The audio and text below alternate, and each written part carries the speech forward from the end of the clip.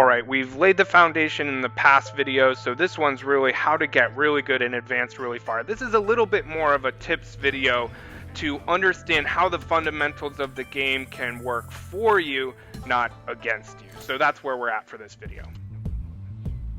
I'm only here for the workout. One of the biggest tips I have for getting really good and advancing really far, and maybe my biggest tip period, is shifting your early mentality from progression and just trying to beat hideouts and move to the next hideout to one of practicing, scouting, amassing XP, and being okay dying a lot.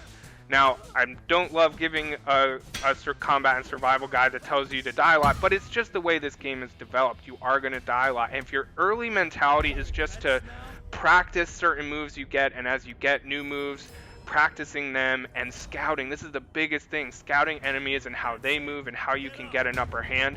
If that's what you're doing early on, honestly, I think I played the squats 15 times before I ever went to the club. And that was all about just getting this game and its combat down.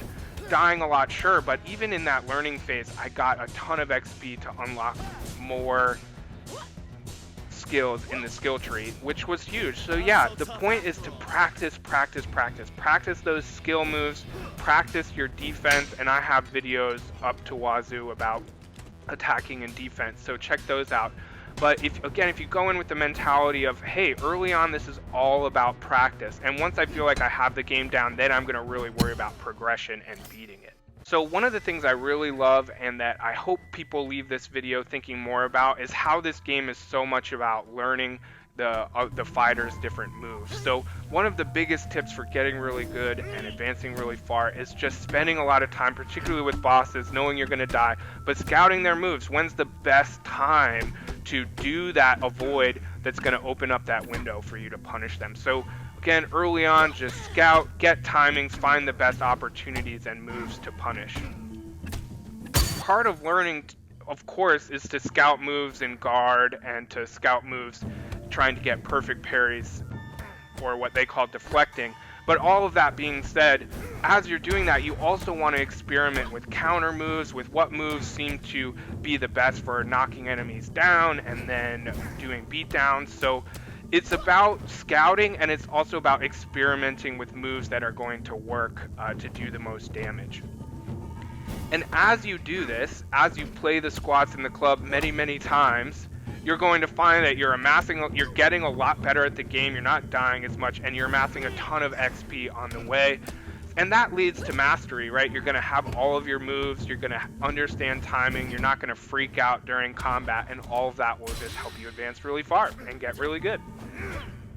So if all of your practice is being done in hideouts and early on, you might ask the question of, when do you use practice mode? Like, what is it good for and why would I use it? Well, the answer to that is pretty much never. I very rarely use practice mode because why not practice and get better, learning a lot of different kinds of enemies and when you can get XP. So practice at hideouts, y'all.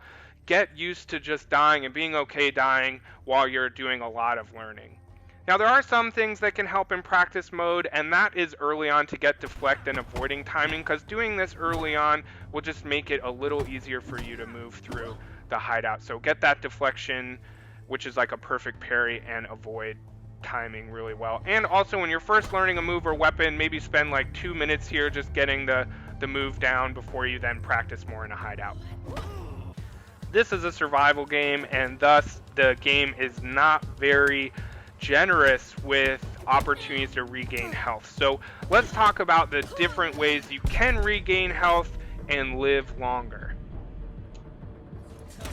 So generally speaking, the ways you're going to regain health are to take out targets. You can do that by doing takedowns, which we'll talk about, or knockouts. So I'll explain that a little bit more. So generally, finishing with combos is what I'll refer to as a knockout. So you can see here, I knocked this guy out with a roundhouse. That regains a little bit of health. It's not the best way to regain health. Takedowns, which are square and triangle on PS5, those are going to help you earn more health. That's the best way to earn health, and we'll talk about how you can even get more from shrine upgrades. But you can see there in the same run, same upgrades, I get more health from a takedown. that means you really got to maximize and take advantage of your takedown opportunities. And so there's a chime, which you'll hear in just a second. That will help you, and also looking out for the square triangle indicator. I did some eyeball comparisons to see if bigger guys and mini bosses give you more health, and it does seem like they give you slightly more, but it's nothing to write home about. The big thing here and the big take home is to keep an eye out for those takedown opportunities and really take advantage of them. And for whatever reason, you can see it might be kind of inconsistent. I didn't get much for a takedown on that mini boss, so that's where it is with takedowns. There is one other place where you're going to get substantial regaining of health, and that's in between the first and second phase of boss fight. So you'll see there, I was actually quite low on health, but here, after the first phase, I'm all the way back to 100% health. So takedowns are your best bet for regaining health, but you can actually gain more health per takedown with this Shrine Health Gain upgrade, where health gained on takedowns increases. So this is arguably my favorite one. It's not a huge difference each time you upgrade it, but again, when death matters so much, getting opportunities to regain life is just massive. Another way to get better and live longer is to spend XP wisely. I'm going to spend a lot more time on what I think you should spend your XP on in the next video, but the point here is don't leave XP on the table when you die or you're getting close or near to the end of your run because you're getting older. Invest that XP in permanent unlocks. Like, do what you can to spend your XP in the smartest way possible. One tip to help you live longer is to remember that you can skip some fighters. The question is, should you? Remember that every level has some fighters you can skip, and you'll survive longer by not fighting everyone. This can be particularly great because there are some quite difficult fighters that you can skip. Even entire rooms you can skip, not even talking about shortcuts yet, that will help you get through a level without aging a lot faster. So there are some circumstances where it's good to skip enemies that are skippable.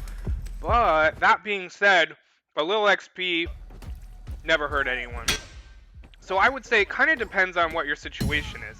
If you are still skilling up, getting your skill tree better and better, I don't know why you'd skip fighters. Just go ahead and do it. Get your XP up, practice, scout, all of those kinds of things. No need to skip fighters. Also, another reason not to skip fighters, as you can see here, is before you go in the ring, you'll be able to get some easy takedowns, which will boost your health, get your health maybe back up to 100% before you go into a tougher room or section. So in my opinion, the only times you would skip fighters would be if you're basically maxed out on XP and you're just trying to survive and beat the game. The other reason is you're like pretty much good with the level except for the boss. The boss is giving you a hard time.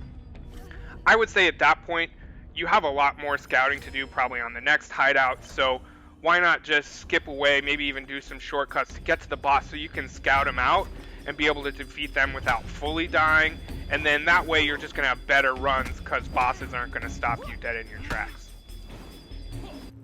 Pretty much all of this applies to shortcuts too. You probably know every level has a shortcut or shortcuts that help you get to the boss faster. The museum in particular, you probably know you can go right to the boss right off the bat. So with that, we need to ask ourselves, should we use these shortcuts? Well, one important aspect of that is knowing that if you do use shortcuts, you're likely to miss anywhere from 1 to 2 shrines. And shrine upgrades are critical, in my opinion, to be able to beat the game in one run. So I would say shortcuts, again, are really good when you need to scout the boss and you need to survive, which we'll talk about in a second.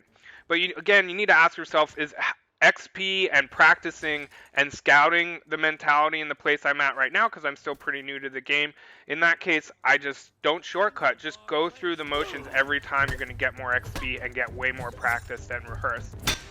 And then when you are going to use those shortcuts, or again, when you're trying to survive and have a great run through the entire game, or when you're boss scouting, those are good opportunities to use shortcuts. But even that, I don't use all of them because I want to use those shrine upgrades. So that's what you need to know about everything regarding how to be better and live longer.